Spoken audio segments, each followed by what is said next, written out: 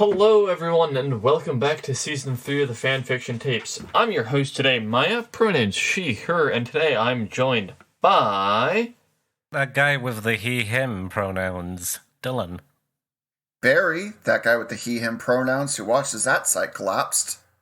Again. Ian, that guy with the he, him pronouns who remembers that site. I have no idea what they're on about, folks. Anywho, today's topic is all about writing plans changing. How and why does it happen, what to do when it does, and that sort of thing. And it's fairly common for writers to have something of a plan. It may not necessarily be something very convoluted and in detail. For me, it's often more vibes, maybe a certain theme that I want to be carried throughout the work. But something like that it's pretty common for writers to have some idea of what they want to happen. It's also very common for the end product to not be what that plan suggests. And there's dozens of varieties of this happening out there, from stories of characters just simply not doing what the writer wants, or from just unexpected themes and messages popping up as you write it. Yeah. I think, you most commonly see this in, stories where you are getting, release after release. You'll see, in TV shows, or, in new seasons of stuff, or a new movie. You'll hear about, this is what we originally planned, and we had to change it. Mostly, you hear about how in the original trilogy, George Lucas was basically fine by his pants, this actually meant something completely different. Luke and Leia were never meant to be siblings, and then, well, now they are. I think that was obvious from Empire Strikes Back. Yeah. I think even Darth Vader ending up as Luke's father was something that was added in after they started. Yeah, if you go by what George originally planned in the first movie, the two biggest reveals in the next two movies were not there when he made the first one. It's just nothing contradicted them, really. So, yeah. Literally, why not? The movies. Yeah. It is funny how, one of the most legendary cinema pieces, this cultural thing, it was made by a guy who went, actually, this big plot element will add that I didn't plan originally. Which shows you guys, you don't need to carefully plan out everything. I mean, I believe Stephen King and Neil Gaiman, two very famous and successful authors, have also spoken about stuff just kind of happening like that. Yeah, you can always find elements that just in the moment, or you realize, this works. I didn't see it until now, but this works for what I need. Sometimes what you have planned just doesn't work. Sometimes it does work, but the other thing's better. It's all about feeling it out. Especially when you're telling a long form story and see reactions to certain things, because you can see reactions and be okay, this thing that we had planned clearly isn't working, and we've got to change it to something else. Yeah. Or just your original idea doesn't work anymore with what you have, which is what happened to George R. R. Martin, where he originally planned to have a 5-year gap. And then, due to the way he structured the story, realized, oh, fuck, I can't have a 5-year gap because I would just be telling so many flashbacks, because I want to give, specific moments of character growth. I'll just write through this 5-year gap, but also then shorten that 5-year gap to a couple of months in world. And that's why we haven't had a book in fucking 13 years. Because he had a plan, and then realized he couldn't do the plan, tried to work through the plan, just in a different way, and realized, oh yeah, this is not working. Yeah, I mean, yeah. Have you guys ever seen the OG A Game of Thrones: A Song of Ice and Fire plans? No, I haven't. Oh. Given that I've not read any of the books or seen any episodes of the show, no. Tell us more about these mysterious plans. I mean, complete characters who are quite important are just not there. Like, Sansa doesn't exist in the original. It's the characters we get mentioned are Bran, Robb, Arya, and Jon, as well as any other sort of thing. But Sansa doesn't exist as a character. Tyrion is meant to be a complete bad guy. Jaime is meant to be, a bad guy too. It's a lot more focused on sort of just a general Stark versus Lannister sort of thing, and also awkward implications of Jon Snow and Arya falling in love. What? Okay, wait, hold on a second. Wait, run that one back by me again? Yeah. So, original plan was sort of a love triangle between Arya, Tyrion, and Jon, and that's Tyrion's motivations for doing some bad stuff to the Starks.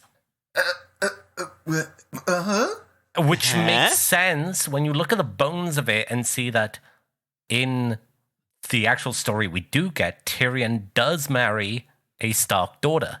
He is shortly married to Sansa. And you can see sort of the bones and ideas of things from this original thing, but it's a much simpler story.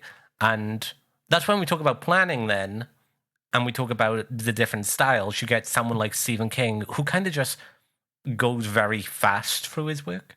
He can write a book very quickly, and it's more sort of a feeling sort of thing. Whereas George R. R. Martin is sort of a careful planner who lets his ideas get too big. And that's why I describe Game of Thrones as really is you had an idea, and then you kept on adding to that idea, and that idea got too big for your initial idea that you were still trying to follow the sort of structure of. O plus ratio plus skill issue? Skill issue. Kind of a skill issue, but more of you needed more self-control. All that you did was good, but you've put yourself in a hole now. That either you need 4 more books on top of what you already planned, because he originally planned for it to only be a trilogy. Now look at it. Yeah. It is a trilogy in 6 parts. I do like the use of Stephen King and Martin as extremes, because Stephen King writes 15 pages a day, never plans anything, and wrote Cujo while so high on coke that he doesn't even remember it. Whereas George R. R. Martin still has yet to finish the latest book, but has planned out most of it. Yeah, and it's sort of, the problem is he gets stuck in in problems where he's well, I don't know how to do this one thing. I'm going to be stuck on there for about 4 years. And you're oh boy. But even it's not just that sort of media, but we've seen before certain characters get quite popular unexpectedly. Have you guys ever experienced a show where a certain character who probably wasn't meant to get as popular as they did happened? Yes, I have. I think Dear TV God. Tropes even has a term for this. I think it's ensemble dark horse. Yes. Ruby has 5. Yeah, I was gonna say we're all here as fans of Ruby. I think we can name a couple. I think this is why people think that Ruby has cast bloat, because there are so many ensemble dark horses in the show, even though the core cast remains at just a handful. They're constantly rotating in these, secondary and side characters that are very interesting. This is an problem sometimes for the Well, I don't want to say for the quality of the show, but it is a problem for the quality of the show. Yeah. I think the most famous example that I can think of this happening is Daryl Dixon in the Walking Dead media. And this was a character who was planned to like die in like the second season, but got so popular that he essentially became the face of the franchise, the most popular character. That's the cop guy, right? No, that's the main character. Daryl is, the like biker hunter dude who uses a crossbow and is badass. Dylan, It's Norman Reedus. I hate to break it to you. I have never seen The Walking Dead. Never? Shame. I also have never seen The Walking Dead. It just did not appeal to me. Shame. Shame. It doesn't sound very interesting. I mean, it's zombie media, okay? You get what you get. Insufficient lesbians. There's a ton of lesbians in the show. Name 5. I probably could if I wasn't in the middle of a podcast right now. I don't find the appeal of zombie media like Walking Dead all that appealing. I don't have that pessimistic a view of human nature. Mm-hmm.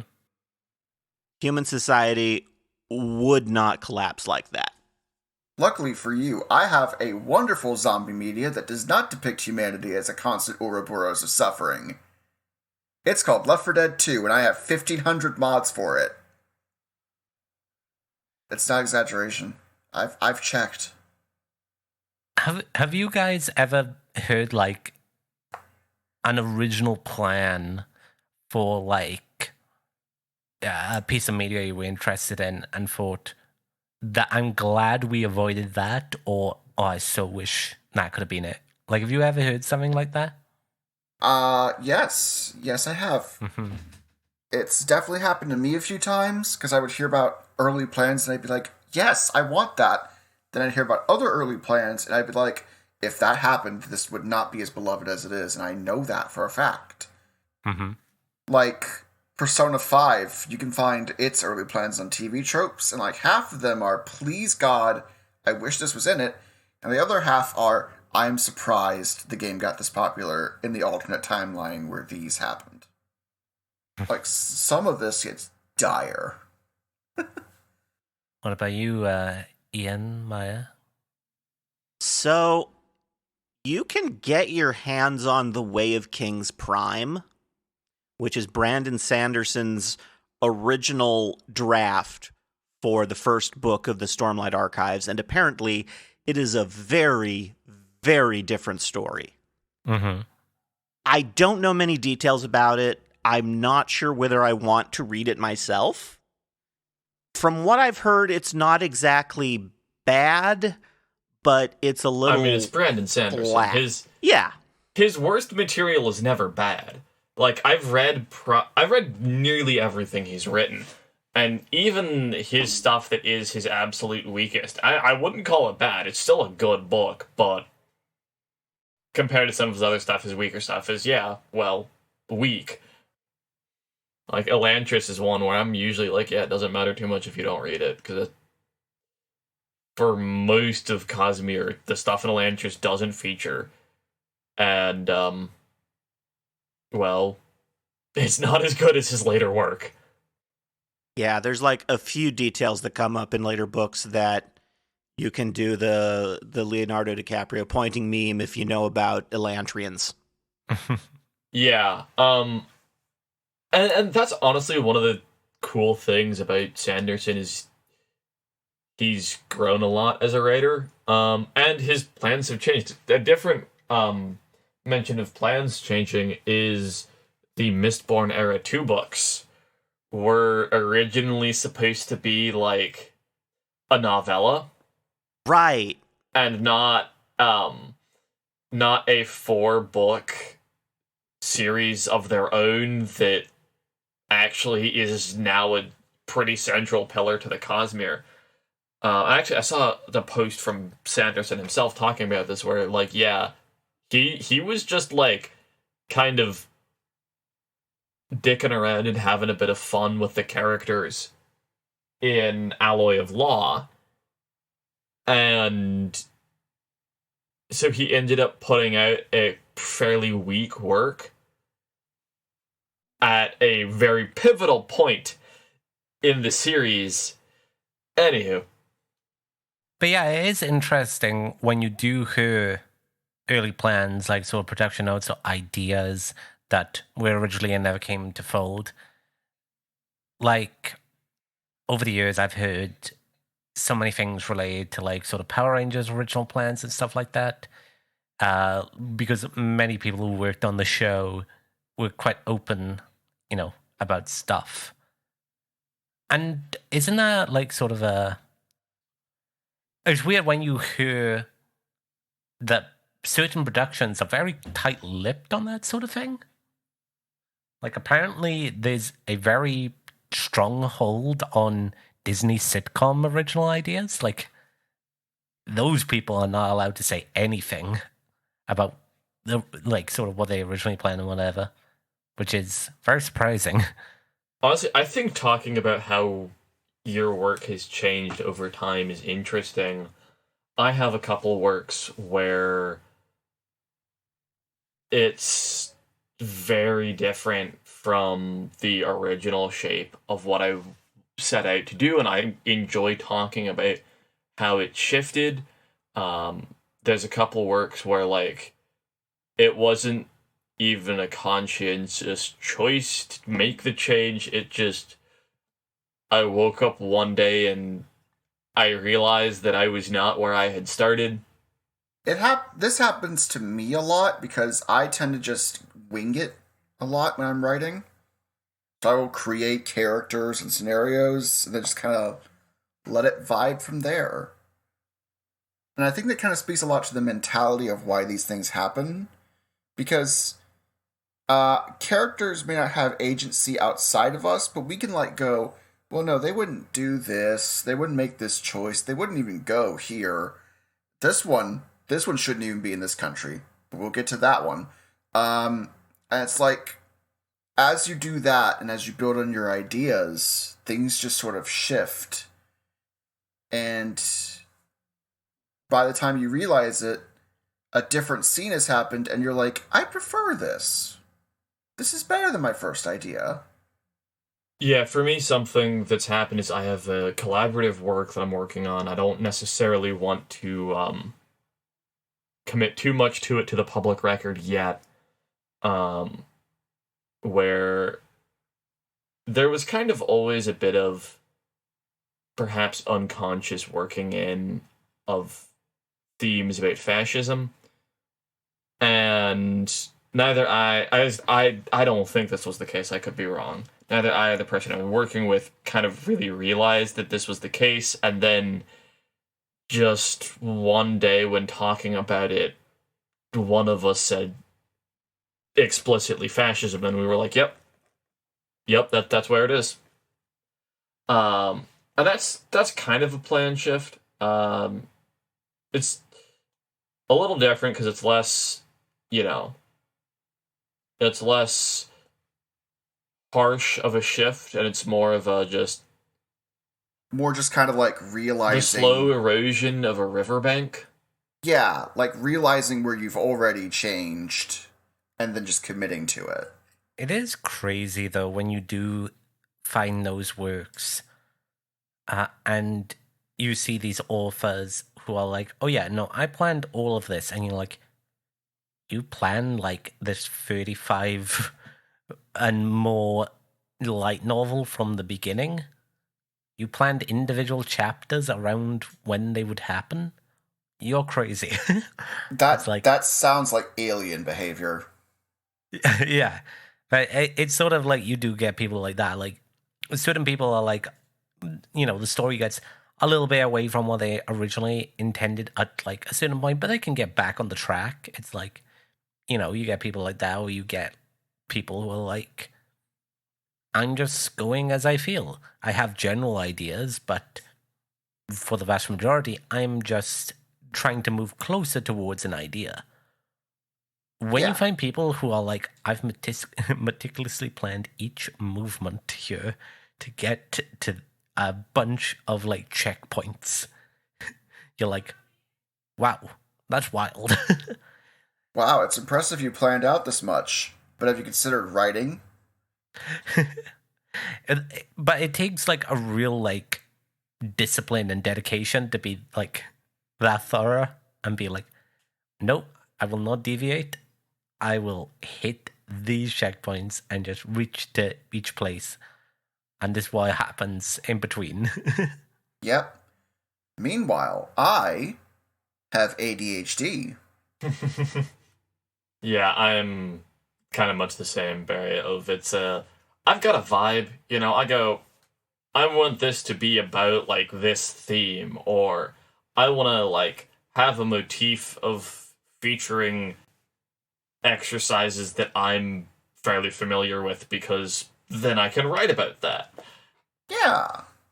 And that's about all the thought that goes in before I start vomiting keys out of my mouth and onto the screen. Sounds painful. You should get that looked at. Yeah, probably, but like in this economy? Oh, good point. The way I do it is that I think of a premise, I think of characters, I wing it until it's done, and then I realize, oh, this theme existed. And that could sound really like irresponsible, because, oh, wow, everything you do is really flimsy. But no, for me, that helps actually tell a good story, because I can let things flow properly. If everything's too rigid, then you're going to start overthinking it, and then when something doesn't work, you have to commit to it, and then that becomes a black mark on your work, and then it goes from there. Over-planning, to me, is more difficult than not having a plan at all. Yeah, it's funny. Like, we talk about this, and this is like a good comparison to make. Is like, you look at how Lucas presented the fall of the Republic, and I think that was like mostly planned out, and he had like a lot of details of thinking, okay, yeah, this is how it's going to go. We'll hit these big things, and that will show, like the problems with a running democracy and everything, and how it can quickly fall into fascism. Yep. Whereas some unnecessary praise at J.K. Rowling, but I think she shows how a democracy or like a democratic system can fall into fascism better. The problem is J.K. Rowling never intended to show that. Well, no. Like, she did. She just thinks that transition to fascism is a good thing. The transphobia. Sure. Oh, were you talking about the Death Eaters here? Because then I am going to throw rocks at you. No, I was talking about how, like, she shows, like, the incompetency of, like, certain people in established governments.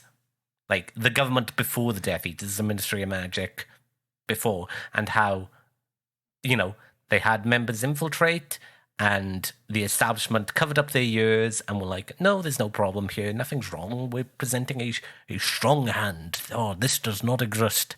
And then when it does exist, it's already taken over. Like, I don't think she intended to show that as explicitly as she did, but it's actually, like, quite good.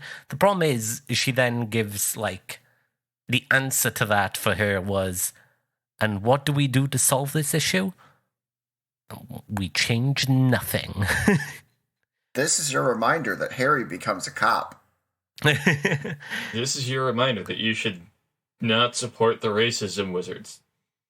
This is your reminder that she named a guy Seamus Finnegan. Okay, we got an episode on that soon. Very. But it's sort of, the general point is that, so the meticulously planned one sometimes comes off as a bit more wooden and a bit more, okay, we jumped a little bit far here. How did this happen? Yeah. And that's the other thing with the prequels, though, is what we all agree, is some things are a little far-fetched. Okay, a random Jedi went out and commissioned a clone army, and we've just happened to find it now? Wild. Yeah. Yeah. I mean, like, to be fair, though, what else were they going to do?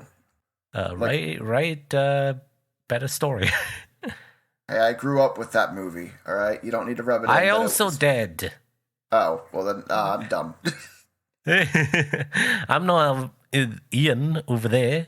I mean, I was born well after the original trilogy came out, so... Yeah, but you were born in, like... What do they call that age in between, like... Return of the Jedi and the prequels coming out? Millennials? Old? No, I mean the Star Wars area, like... Didn't they call that, like, a... because there was, like, hardly any Star Wars media for, like, what was it, like... 16 years? Like, isn't that the Dark Ages?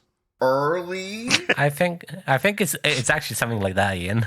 I think you're right. The early Legends? That was a joke. I don't know. I'd look it up, but I've made enough clickety-clacks for one recording, I think. So, I'm just going to throw things at you, Dylan, because that same time period is when the Thrawn trilogy came out, I think. The other movies released, because I think most of the sequels, the prequels... They're like the 99, 2001, and like 2004. Yeah. Yeah. So then the Thrawn trilogy would, in fact, have predated that, as they were published 91 to 93.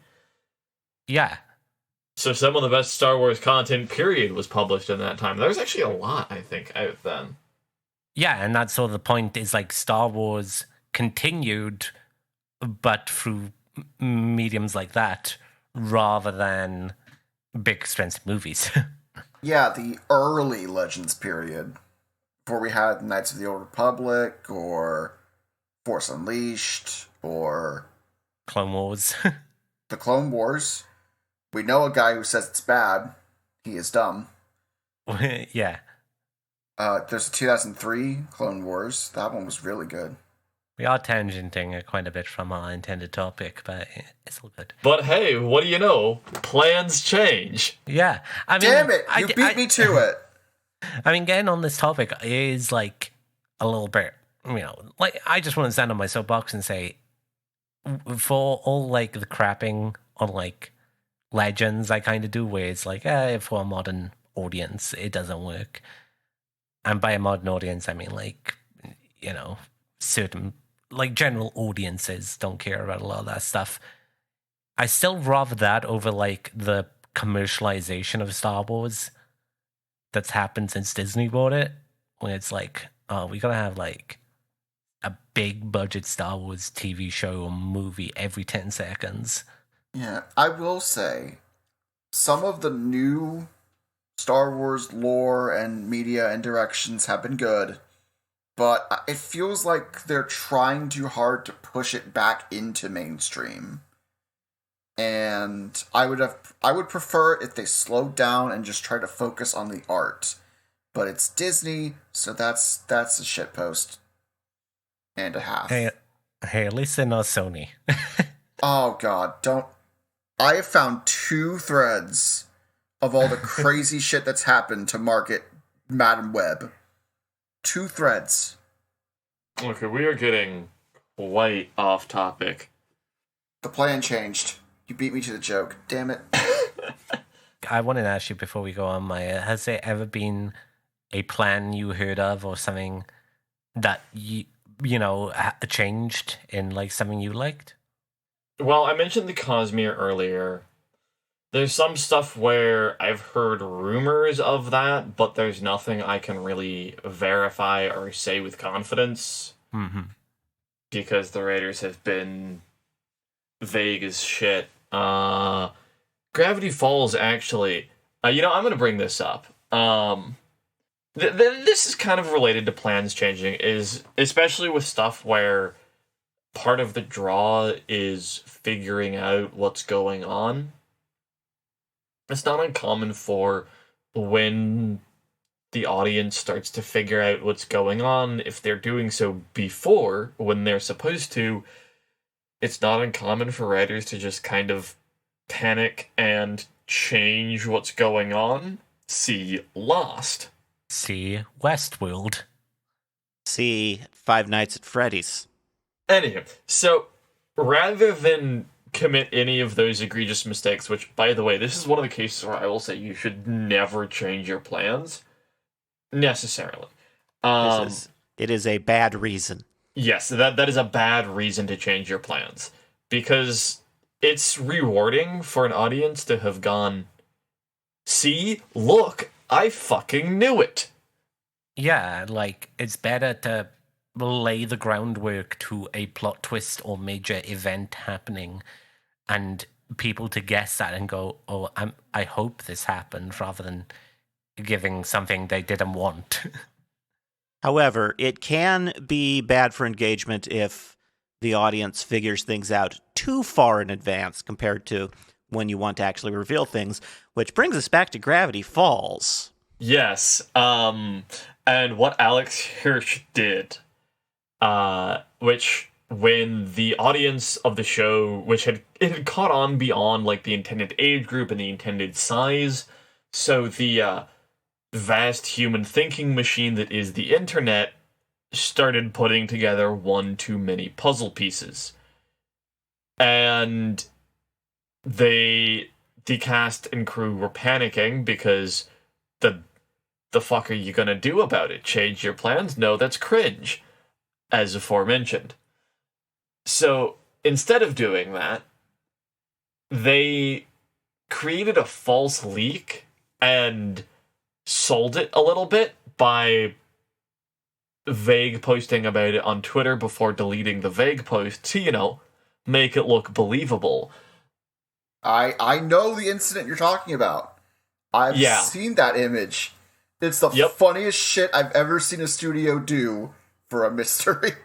Yeah, I think it's hilarious, and honestly, I think it's a better move than just changing the plan because, well, one, it's funny, and it doesn't affect really later watchers who aren't going to have this collective brain power necessarily, right? This type of thing, which 4chan is also notorious for having this similar phenomenon where you get enough people together in a room and let them start thinking, and you can actually do some pretty amazing things.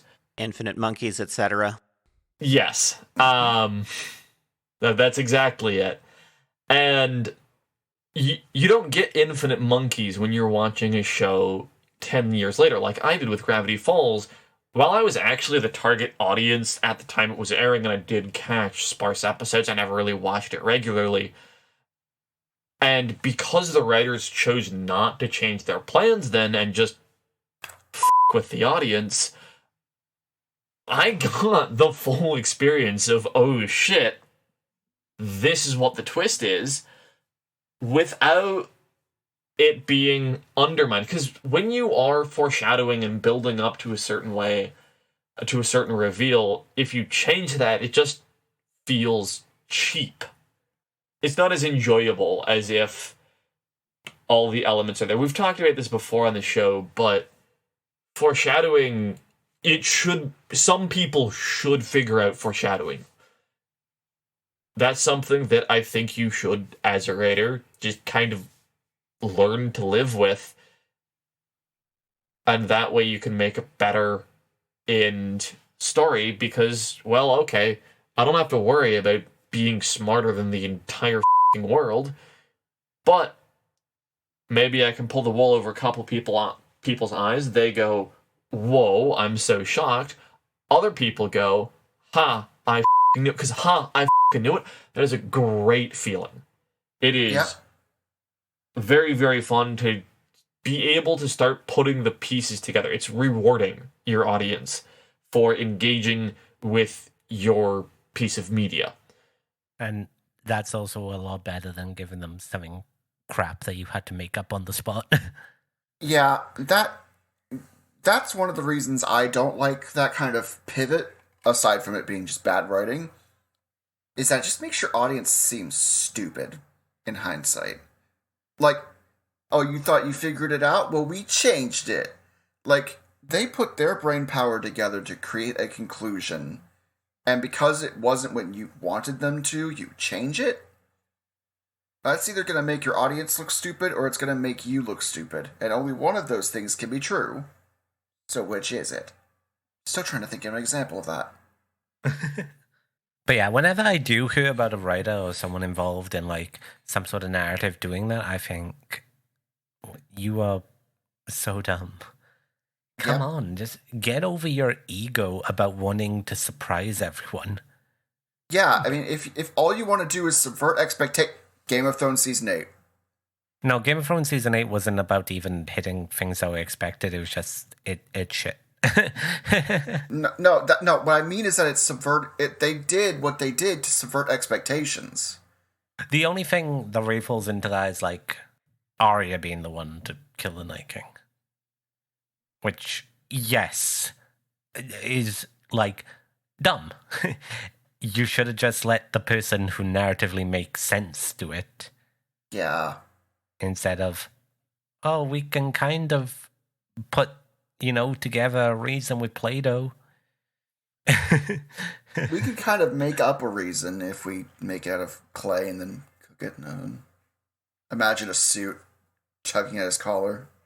We've talked a little bit about a case where you shouldn't change your plans. What about some cases where you should just kind of go with the flow of the plans changing?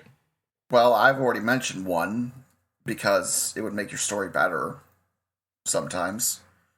I think another good time is when you find out through like sharing your work or outside eyes or play testing or whatever medium you're using, is when you present both versions to whoever your beta tester, and they say they prefer the change, that's probably a good sign of change, because that's what's going to get people more interested in your art. I think it's sort of when you realize what people like about your story isn't what you have planned for the future. Because there's a lot of times where someone wants to tell sort of a certain type of story, and they plan for that, and they go, this is what I want my story to be, all right. And then you sort of get into writing it, and you're writing it in a certain way, and you realize, so what's getting a good response here is none of the stuff building up to what I've planned, but there's other stuff I've been, sprinkling in or writing here. Maybe I should try and focus a bit more on these aspects. And I think it's like when we talk about stuff that requires more weekly audience engagement, whether it's like, like a manga again, a response and being like, okay, I can see fans aren't taken to this sort of thing. I'll have to pivot a bit. It's sort of like a dichotomy. Sometimes you need to listen to the audience, and sometimes you need to tell the audience to shut up. They don't know what they're talking about. It's all a dichotomy, and it's hard to tell when you are right and when you are wrong in that instance, Yeah. Because, of course, at the end of the day, it's the artist and the artist's story and what they want to tell. But other times, you are presenting, like, something, and through that response, you might make your own art better. Because it's still your thing at the end of the day. It's just telling you your original thought on what it was going to be isn't that as good as you thought, and you might need to change it. Yeah, I mean, I've definitely had times where I'm like writing something, I think, yeah, this is cool, this is neat, and then a beta reader or whoever will go, yeah, this just kind of doesn't really work the way you're imagining. I would try revamping it maybe in this way. Sometimes the best thing you can ever do is have someone else look at what you're doing.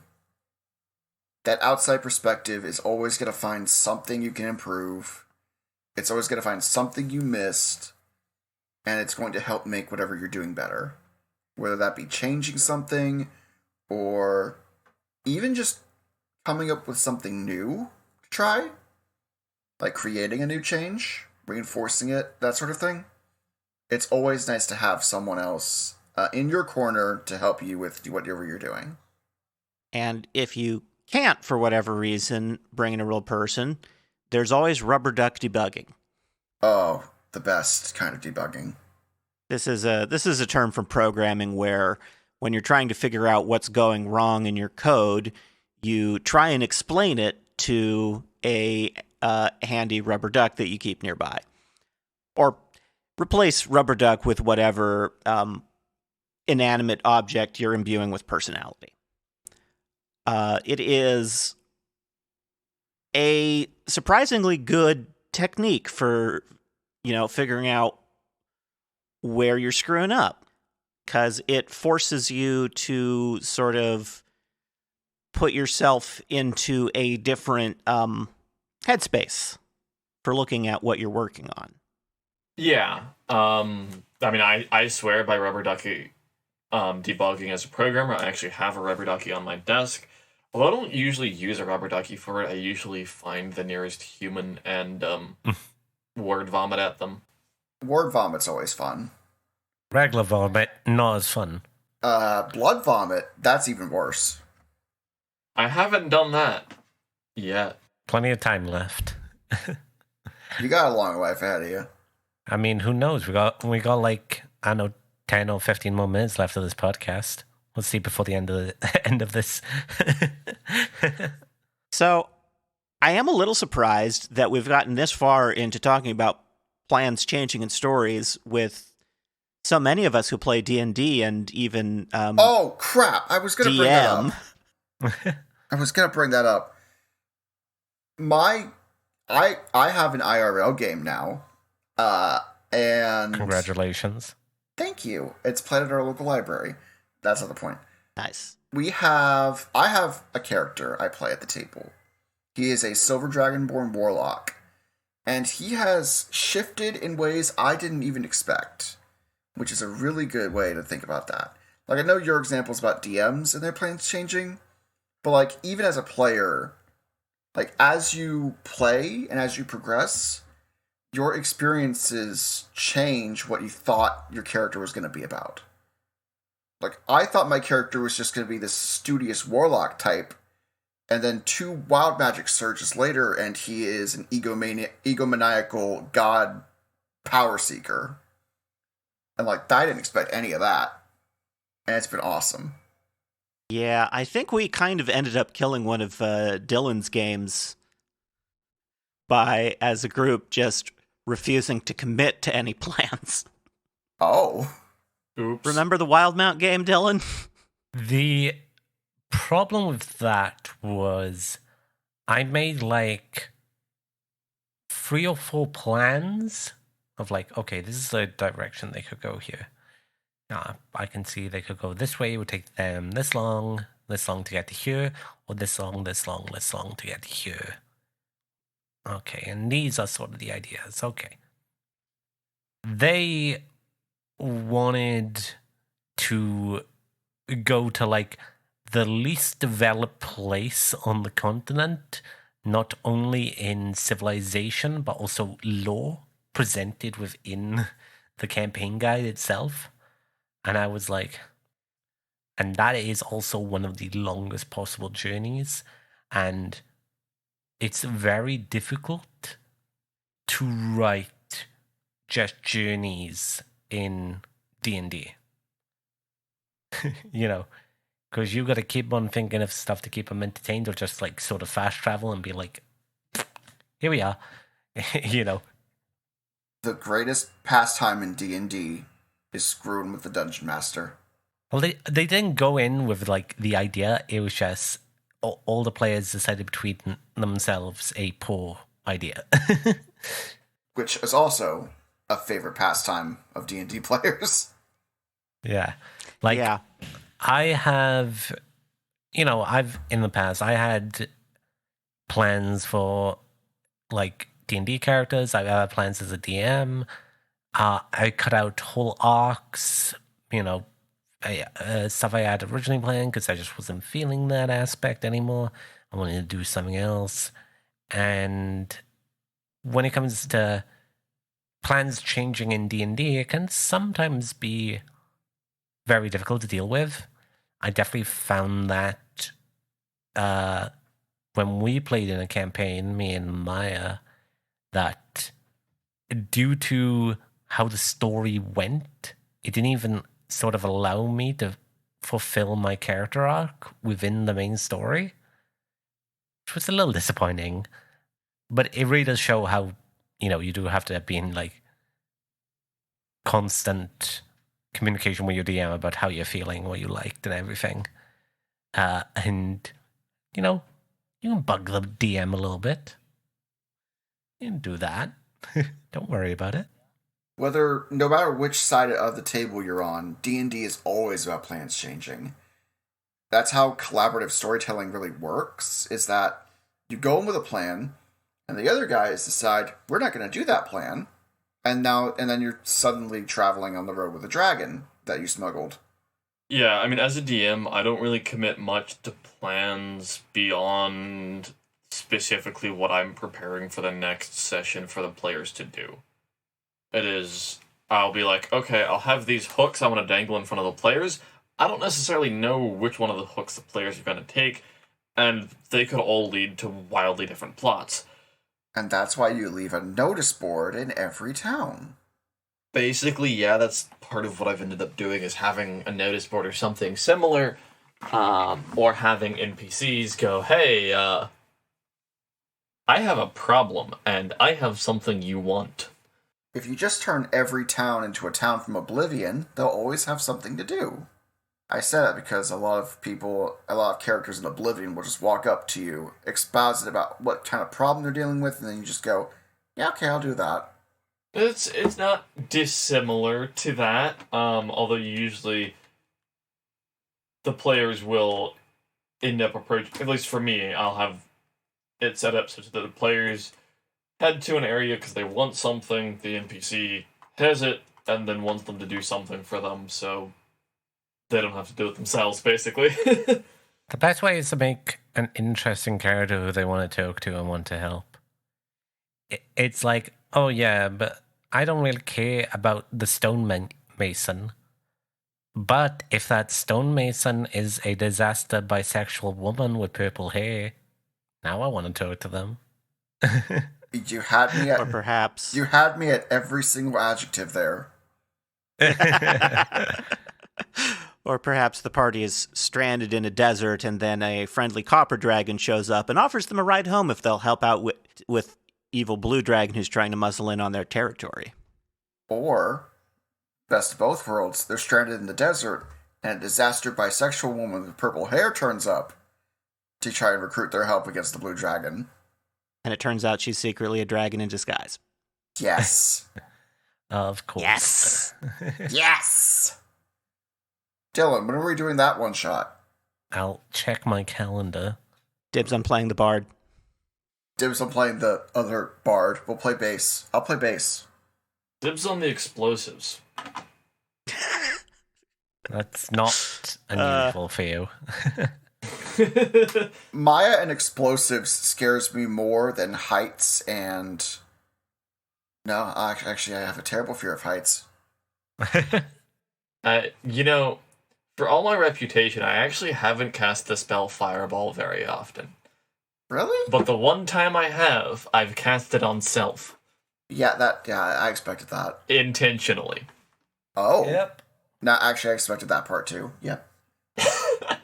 I think we should probably wrap it up here before we get fully tangented off into talking about Dungeons and Dragons. Oh, Dylan. Oh. Wrestling has plans changing. Yeah, but that's we don't have time to talk about that right now. But we do have a wrestling episode coming up in April. Yeah, so maybe we can fit that in there. So, Ian, do we have anything in the mailbag? We do not have any new mail today. So, if you listeners would like to tell us about when your plans changed. You can email us. Our address is fanfictapes@gmail.com. You can also tell us about plans changing by leaving us a comment on our YouTube channel. We would also appreciate if you would leave us a rating and review on whatever service you use to catch our podcast. You can also get in touch with us over social media. We currently just have an account on Twitter, which Maya runs. Yes, and that is at Fanfiction Tapes, capital F, capital T, just one word, no space or dash or anything. And I post usually about when episodes go up. Sometimes I also shitpost, and there's sometimes information about, maybe a sentence or two about what the process was like on our end, if I remember to put that in. For those of you who listen today, our next episode will be on how nobody's perfect, some of the problems with our favorite authors. We're going to be talking only about the people we like, not about the people we hate, and poking holes in their work. I may or may not have said that to at myself, because I know I'll want to complain. But, Barry. Yo? Before we completely close out the episode, do you have any works or social media of yours that you would like to promote to our listeners? Yes. I have a YouTube channel, Greatness942. I mostly do amateur gaming videos. I have an account on Archive on Our Own, Greatness942, and I have a Twitter account called Aramis. I deleted my old one, which was called Greatness942. But follow me there. I shitpost and talk about current events sometimes. That's about it. So, I am and have been Maya, and today I was joined by... I am and always will be Dylan. I am and always will be Barry. And I am Ian. Until next time, bye.